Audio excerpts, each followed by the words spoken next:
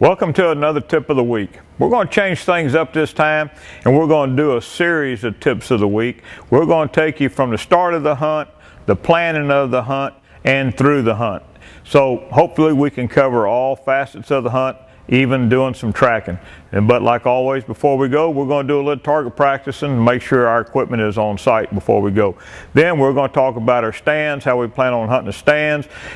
And then when we get out into the field and we're on the actual hunt, we're going to cover it again in some detail and show you how to set things up so you'll have a good and prosperous hunt.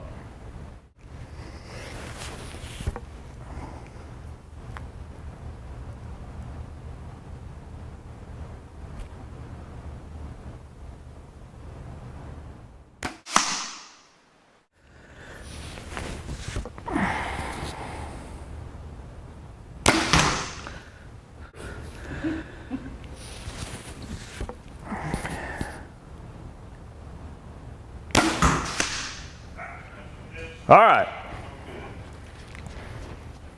Bigger target.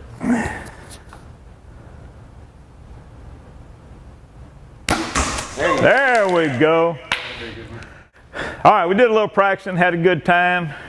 It's obvious I can't hit a marshmallow and have a hard time hitting an egg, but hey, we're going after bigger game animals, and so we're going to have a good time anyway.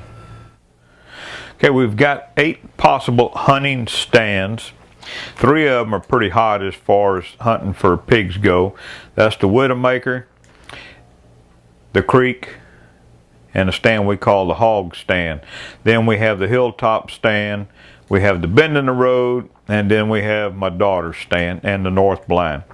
The main blinds that we're going to be concentrating on are going to be the Creek blind. And even though we have feeders, that's no guarantee that the hogs are going to come into the stand. So what we're going to do is we're going to mechanically bait the stand. And what I mean by that, I want to get some hunters in the stand.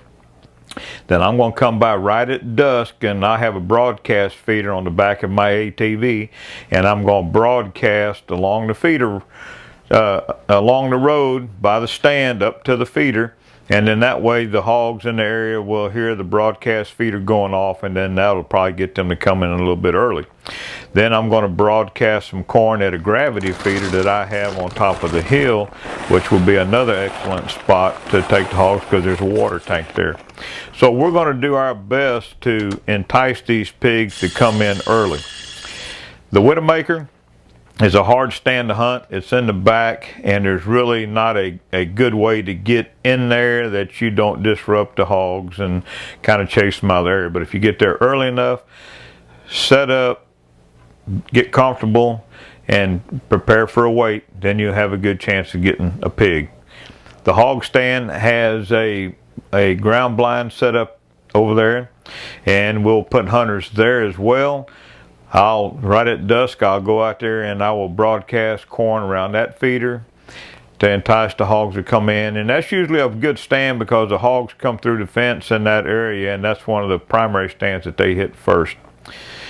The Bend in the Road, so far, according to the cameras, hasn't been a real good stand as far as hog activity.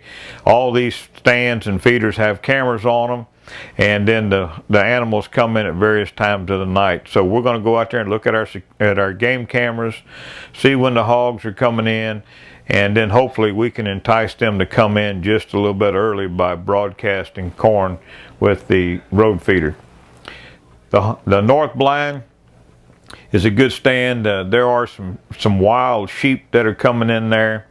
Those are the ones that have been getting out of the pens. They've been jumping the fences, so it's time for them to go. And then we'll set up over there. We'll put some hunters up over there and see if we can't take 1 or 2 of these sheep out. And by doing so, we may get a few hogs to come in there. So we got a variety of wildlife.